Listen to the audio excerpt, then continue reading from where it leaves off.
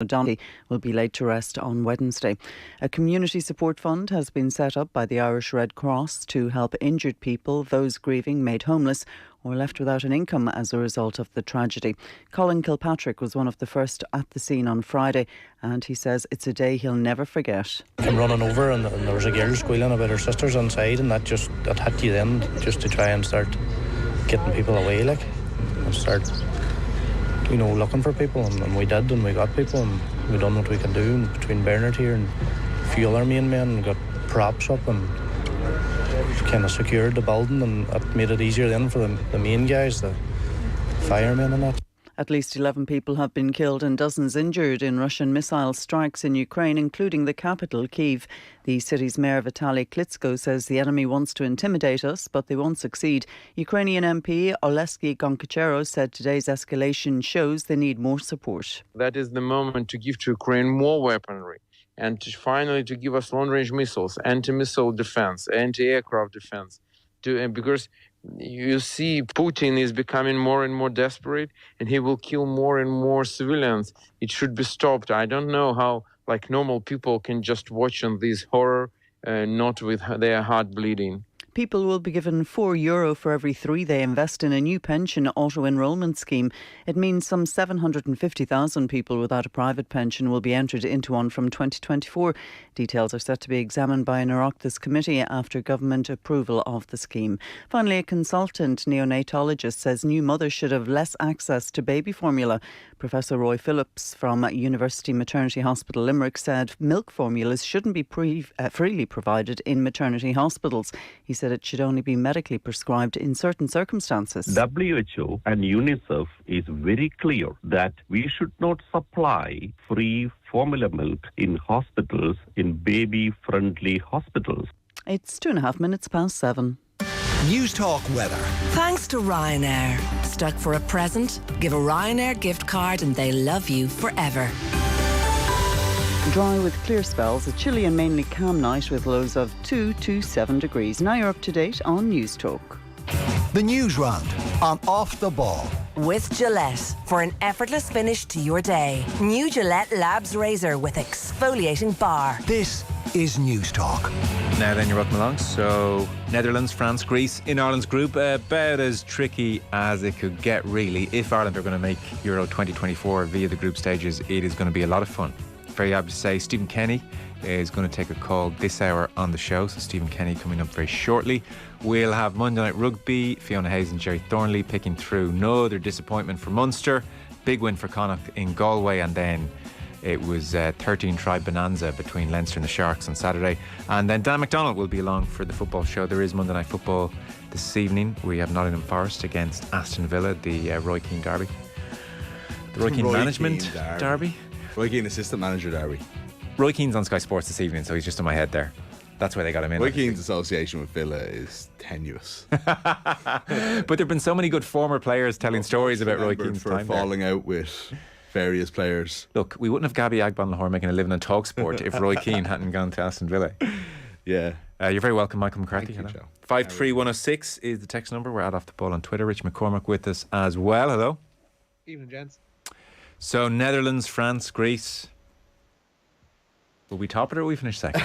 What's your sense? Yeah. Well, I was already in the FFS mood when Greece got drawn out. And then it seemed, I just started laughing then. I thought it went from disastrous to funny. I'm in the mood to be positive, I think, Joe. And I'm going to say that all of the games will be occasions in their own way, and we should enjoy them, and we'll see where we are. And sure, if we're going to get to the Euros, we're going to have to play these types of teams anyway.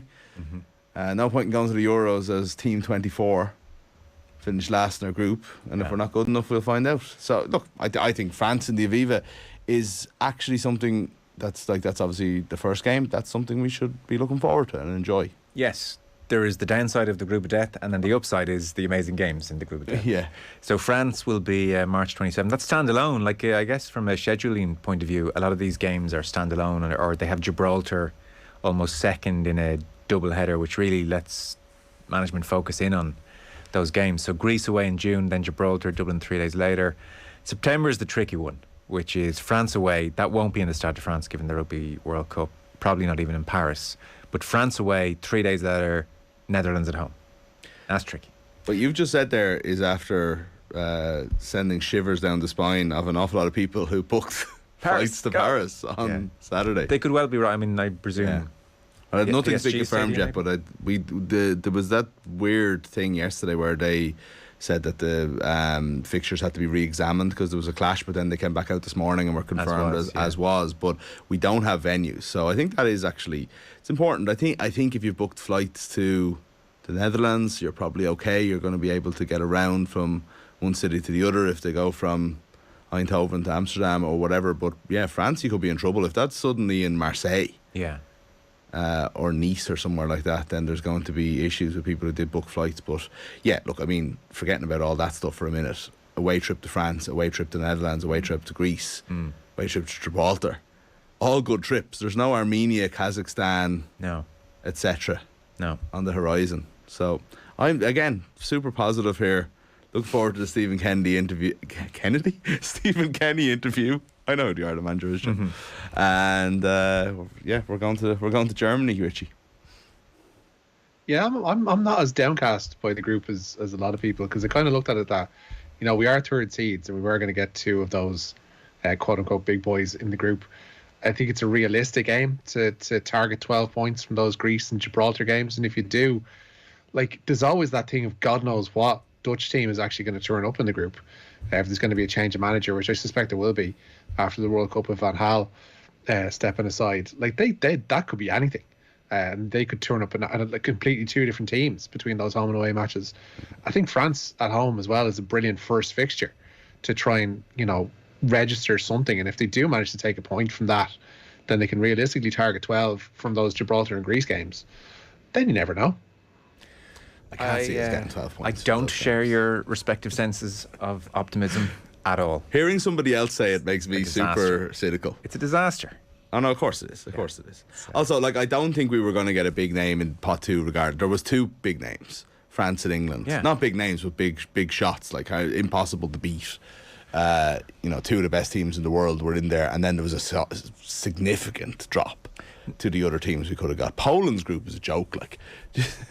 Oh, some of them are very appetising, you would say. Now, before we frame this as we've just been very, very unlucky, we have to be very clear and realistic about the fact that Ireland's Nations League performances over the last number of years have meant that we're in pot three as opposed to pot two. Could easily have been in pot two. The way Finland have done it, the way Bosnia-Herzegovina have done it, we could have been in pot two. So it's really, you know, if you look at the tenure as a whole, you have to say, well, yes, unlucky in this draw, but Nations League performances mean we were always, you know, in the possibility of being very, very unlucky. So there is that too. Greece already guaranteed of a playoff, by the way. Okay. We're not. And so nothing to play for. Well, we don't have anything to play for either, though. That's the thing. It doesn't matter. Our position in the playoffs is irrelevant to this. No, I know that. Which is stupid, I think. Yeah. Like, I do understand. I like the idea that the Nations League plays into it, but I think if you finish fourth, and the team above you finishes third, no, I get and that. They're out, but you're not, you know? Dan, who'll be in actually between 9 and 10, did write a piece today, and he was just really stressing the point that we have to take the Nations League so seriously going forward, because these are the real consequences. You get a group like this when you're not performing in the Nations League. So there is that aspect. I think our odds of getting into a playoff are okay. Oh, they're pretty high. They're not as good as they were the last time. This isn't a, well, we got the playoff anyway situation. Yeah. This is not, it's far from a guarantee. And even then, it's like 12 teams and 3 go through. Yeah, oh no, once we get to the playoffs, there's all kinds of hazards there. It's semi-final, final job. We don't know who you'll draw. So what's going on? I thought it was just easy to get to the Euros now. No, it's not, unfortunately. Well, like, I mean, eventually, I suppose we have to, like, not lose to Armenia and hold leads against Do we need to Scotland expand the and number UK? of teams at the European Championships? To 50-something, yeah. Yeah. How many teams are there in Europe? However many are in that Macron European get-together last week, that many at the Euros. Here, Joe, does Mick still think the Nations League matches don't matter as a text in? Did you say they don't matter? No, I don't remember, but I doubt I said that. I think what I was saying was, in terms of the Stephen Kenny tenure, that this Nations League wasn't what we were going to judge him on. It was the Euros campaign. Yeah. right? I don't think I said the Nations League didn't matter. If I did, I don't know. It doesn't sound like something I'd say because I do actually understand how it works. And I actually quite like the Nations League as well. I suppose Stephen Kenny had to oversee a definite transition period because there was such an overhaul required. But I think any future manager, there is no sense of, oh, it's the Nations League, we're building for the Euros or we're building for the World Cup. I think in future it's, if you're not doing well in the Nations League, cut. I don't think never again it can be this, oh, it's transitional, it's the Nations League, because we're seeing the importance of it. Yes, but I suppose that in your sense you're saying don't treat it like friendlies.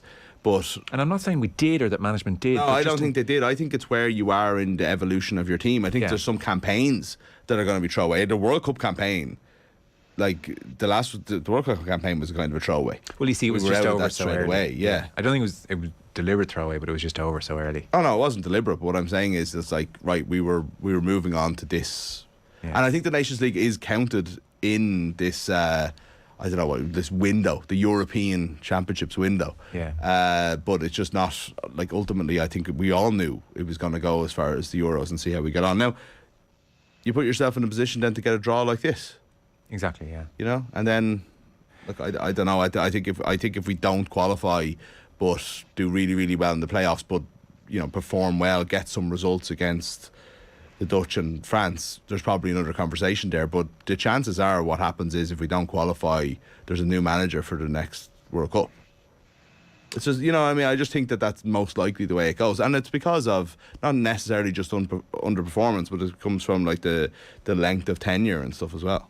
Yeah. I suppose, Rich, with this group, because Netherlands, France are so obviously superior, and Greece is tricky. And Greece in some ways could define how we feel about this group. I mean, if there were slip-ups there, then it would be very difficult, I think, to make a strong argument that things are going in the right direction. But it's such a difficult group, it could almost play to Stephen Kenny's favour long term that, well, you can get Pep in, you can get Klopp in, get whoever you want in. That's not a group you can really say Ireland should be getting out of top two.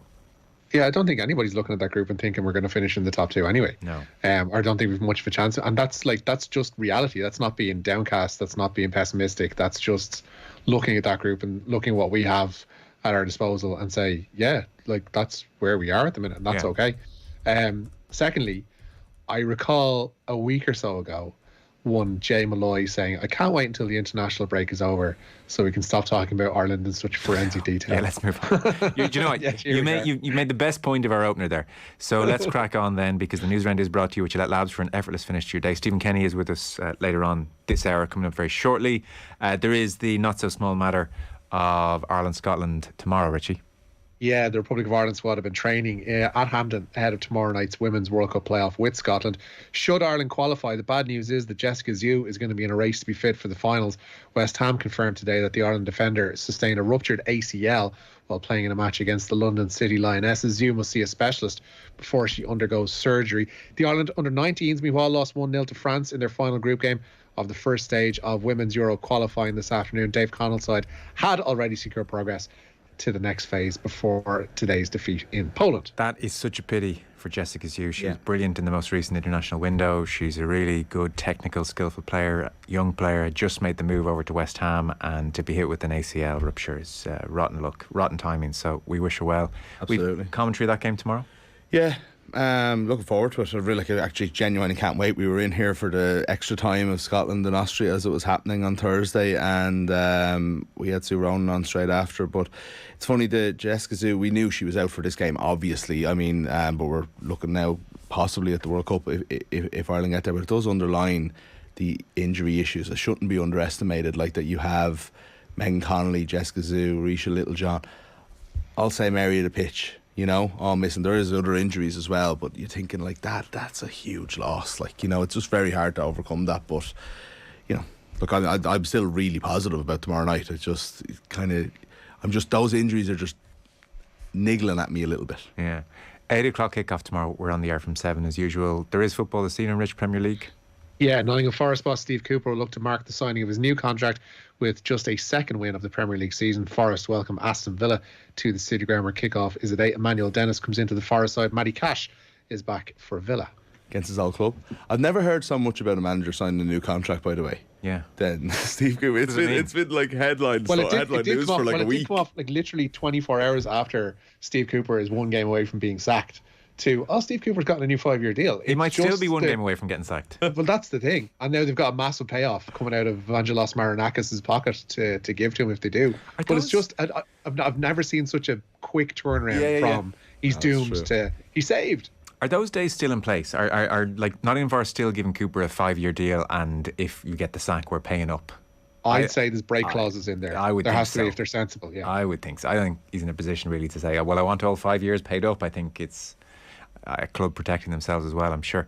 So the Leinster Sharks match had lots of tries and lots of injuries, sadly, as well, Richie. It did, yeah. And Leinster say Jordan Larmour requires further tests to ascertain the severity of his ankle injury. He suffered the injury midway through the first half of that win over the Cell C Sharks on Saturday.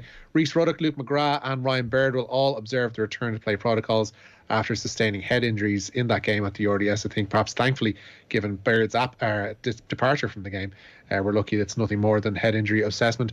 James Lowe, Hugo Keenan, Kieran Frawley, Ronan Kelleher all remain sidelined ahead of this weekend's meeting with Connacht. Meanwhile, Leinster have signed former Saracens and London Irish hooker Tyg McElroy on a short-term contract. Leo Cullen was asked today about McElroy signing. Well, Ty came in and he trained with the senior team during pre-season. With James Tracy being out of action for a while was something that we wanted to explore anyway, because Dan and Ronan have in recent times been selected for Irish camps. Then we have our 2 young academy hookers, John McKee, great to see him come off the bench and score try at the weekend. Lee Barron played with Trinity the weekend, so it was great. But with James out and the 2 lads more than well as him, we hope that both are picked for November.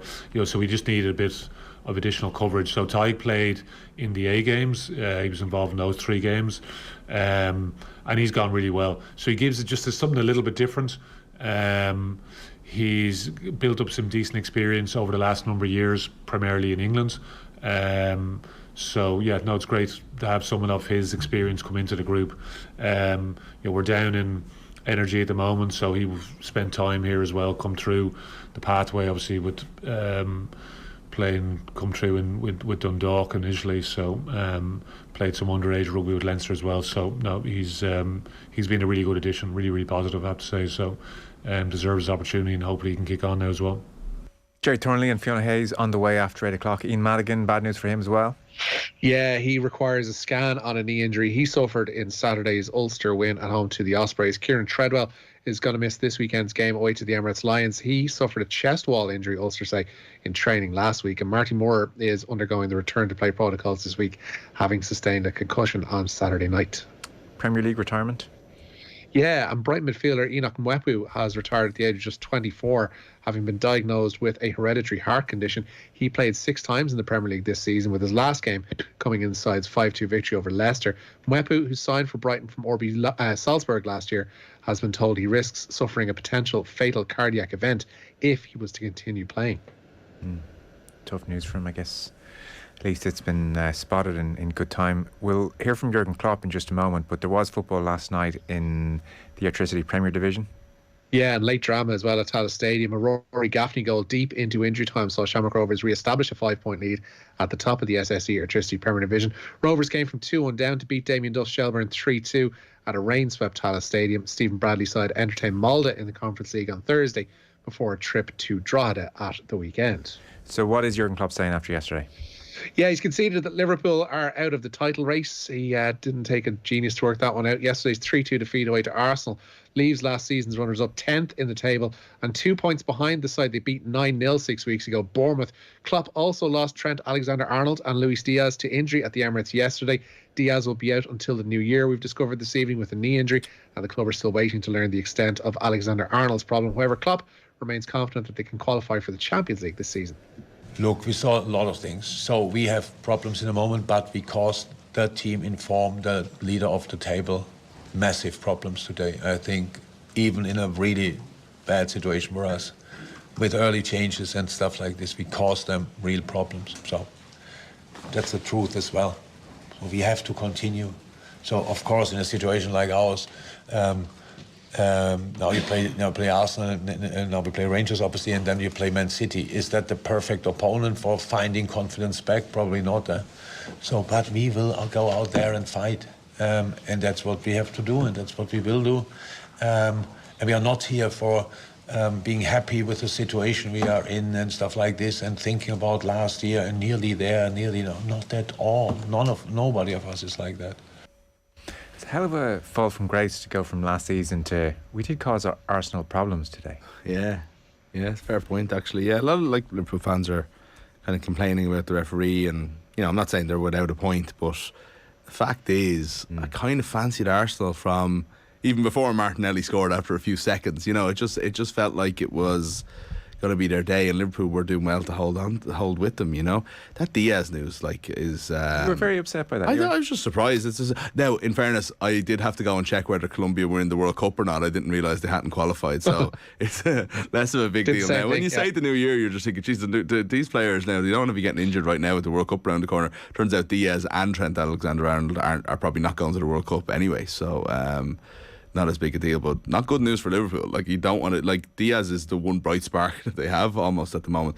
I'm so confused by the Salah stuff. I watching that game yesterday, and I know Núñez did his stuff, as John Giles would say, in the game, but it just feels like he has been demoted almost out of the attack. It's like he is just there as either a decoy on the wing or as a setup man, as opposed to someone who can get into position as the goal scorer that was Liverpool's top scorer for the past however many years.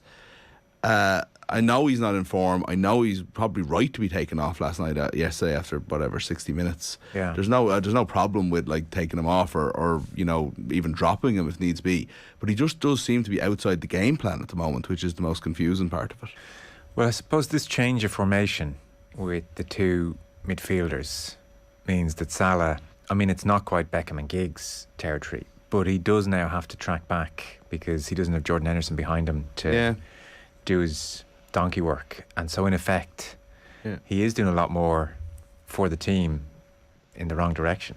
And that can't be a lot of fun for him. And it does, because even Kenny Cunningham was saying yesterday, we can all picture the moments where Salah would previously track back to a point, maybe halfway line territory, but sort of cheat a bit. So that formation, which is there to protect the team as a whole, that formation requires more of him, and so you're not wrong to say it feels like he's not as but they've only just changed that formation. It feels like all season he's been very wide. Maybe it's been more attacking and there had to be less tracking back, and that's changed in the last couple of weeks. It's almost gone to a 4-4-2 seemingly, but but he has been standing on the touchline the whole season. Yeah. And I don't know, I just think a little bit more freedom for Mo Salah I think is going to create more chances for him in some ways. But maybe look, they obviously have to look at the bigger picture. It just seems a strange player to sacrifice. Yeah, you'd almost start with, well, what's he happiest doing? And he's first in the pecking order, and then we'll work from backwards from there. Exactly. It was quite interesting at one point when the game was really cooking, Richie, and Arsenal, they just looked younger, they looked hungrier, they looked fitter, they looked sharper, just all the things we've been saying about Liverpool all season. And it was kind of amazing. Gary Neville made the observation mid-commentary. He said Arsenal want the tempo of this game to keep up. Liverpool want to slow it down right now. That's what they wanted, and that was just never a hallmark. Yeah, that was never a hallmark Liverpool teams in the past 5 years, that they wanted the game slowed down. Yeah, it was always faster, make the opposition make a mistake, recover the ball, and then go straight on the attack. And then you use your Mo Salah, your Luis Diaz or Sadio Mane as well. It's a really worrying situation for them, because it's like we mentioned on the show before, it's not just that one area of the pitch or one area of the team is failing. It's that their success was so built on everything humming at the same time and at the same frequency that if one part doesn't, everything crumbles around it. And that's the situation they're in now, whereby they need to discover what's the part that's causing the failure and make sure that doesn't spread to other parts of the pitch from then on. But that seems like a very tricky process at the moment, because nothing seems to be going right. Their defence is playing horribly. Their midfield looks to be aging visibly game by game on the pitch. And then you have people like Mo Salah, who you could rely on for 20-30 goals a season, have suddenly become some of the most ineffectual people on the pitch. And that's a difficult thing to try and get right. And to be like, to a degree, I'd say Klopp is probably gammon for this World Cup to come along, because it'll give him a 4 to 6 week period to work with a lot of the players who aren't necessarily going to it, and try and get things right, and then plug in the people who come back from Qatar back into that system, and hopefully hit the ground running in January. And that's the best they can hope for at this stage. Kind of a circuit breaker. I would think at this point he's conceded the league and it's Champions League. That's how we rescue our season. And just win the Champions League. I thought you said concede the league and Champions League. It was like, it's a bit early to concede the Champions League. Although actually finishing in the Champions League place is obviously important as well. Arsenal, we're now relying on Arsenal to push Man City all the way.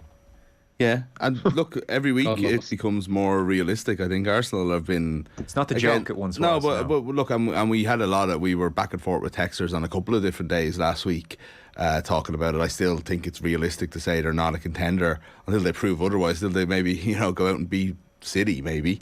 Or, but the run they're on is amazing. They've beaten Spurs and Liverpool in back-to-back weeks here. Yeah. Well. No, it's real. So this is a genuine... run of form that is very, very impressive. They look like the second best team in the Premier League at the moment. And who knows? They might make a title race of it, but we have to be realistic and say the chances are that's not going to happen. Yeah. They just look, and don't forget as well, I think they played Tomiyasu instead of Tierney or Zinchenko yesterday. But other than that team is the same every week, which is a really good sign that they found their team. Yeah. But wait until Martinelli gets injured or Jesus gets injured. Jesus getting injured is Odegaard, came off. Odegaard as well. Yeah. No, they need a lot of luck with injuries. I guess that's true of everybody, but they certainly do. We will talk about Arsenal in a bit more depth between 9 and 10. We are just about out of time, Rich, unless there's one last story you want to bring us. Yeah, that Red Bull one's interesting because we did have a world champion crowned at the weekend. Red Bull have been found guilty of breaking Formula One's financial rules. The FIA has confirmed that the team, which won the World Championship last year when Max Verstappen controversially finished ahead of Lewis Hamilton, exceeded the $145 million budget cap. Red Bull have been found to be in minor breach of the regulations. Punishments available to the sports governing body range from a reprimand to a fine to a deduction of drivers' championship points. News of that punishment came after Max Verstappen wrapped up back-to-back F1 world titles. He won yesterday's Japanese Grand Prix, but was only confirmed as the 2022 champion when Ferrari's Charles Leclerc was demoted from second place down to third. How are we meant to run a Formula One team on 145 million? You try it. Damn salary cap holding back those moguls. There's texting, guys, keep drinking the Kool-Aid. We don't qualify in easy groups. Perhaps we'll qualify from a group of debt, Jim and Dunboyne. Did one of you two say that? No. I don't think anyone said we were going to qualify, did they? No, I don't think anybody here said Richie was saying that we'll win every other game and handily enough, and then you never know what'll happen. Handily enough is putting words in my mouth, Michael. 6-0 in Athens in June. 45-degree weather. It's going to be hot in June. Jim and Dunboyne, maybe drinking the Kool-Aid himself, who knows. The real question somebody asked, we're all asking, is how unbearable has Nathan Murphy become since winning his own version of Mayor for Sam? Quite. To an expected degree, but incredibly unbearable. Which is to say that he wasn't unbearable beforehand. Well, indeed. Inaccurate. All sorts of issues there. He went to bed earlier than expected on Friday night, I think, which, Did he? Yeah. None of us noticed, I don't think. He told me that yesterday. All right, okay. So, yeah. Well, he did come back down one stage and I was like, where's your award? And he's like, I went and put it in the room. It's like, make sure no one got their hands on it. Well, that's not a bad idea either. Well, you would have done that. The alternative is you walk around with it all night, and that's not a great look. I had to walk around with the shows one, and they're bloody heavy. It was like carrying a dumbbell after a while. We are out of time. Michael, you're back in later on. Thank you for the time being. Richie, thank you. Your chance to win big. News Talk's cash machine. So another rollover. Someone missed Barry's call today. If you've entered since Thursday at 5, you're still in a draw, but you must know the new number, which is 60.